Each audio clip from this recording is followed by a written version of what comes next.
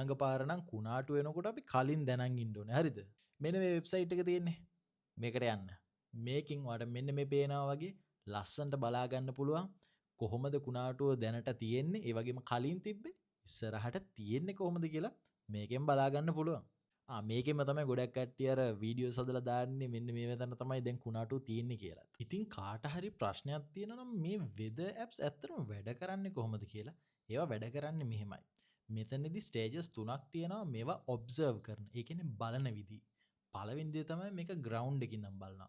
උදාහරණයක් විදිහට ගත්තොත් ඉතින් weather cones එහෙම නැත්නම් humidity check කරන ටෙස්ටිං කරන devices ඒ වගේන් තමයි ග්‍රවුන්ඩ් එකේ ගොඩක් වෙලාට මේවා check කරන්නේ. ඊට පස්සේ දෙවෙනි දේ තමයි weather balloon. weather balloon වලත් මේ දේවල් ටිකම තියෙනවා. හැබැයි උනට මේක ග්‍රවුන්ඩ් එකකින් නෙමෙයි.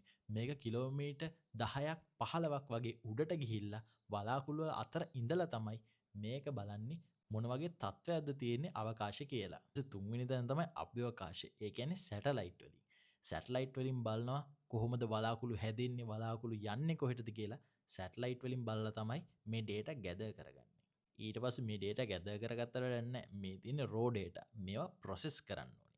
අන්න processing කරන ඒවට තමයි මිනිසුත් involve වෙනවා. හැබැයි super computers මෙන්න මේවට involve වෙනවා. මේ process එක පැය 24ක් පුරා සතියේ දවස් 7ටම වැඩ කරනවා. ඊට පස්සේ මේ ඔක්කොම process එක වෙලා මේවා මිනිසුන්ට පාවිච්චි කරන්නත් පුළුවන්කම තියෙන්න බෑ. අන්න එතනට තමයි මේ API. ඒ කියන්නේ application processing interface.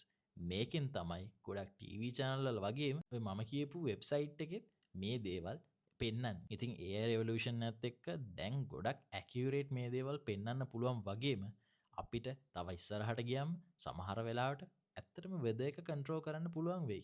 ඉතින් මගේ නම කුමාර් ජයරංග.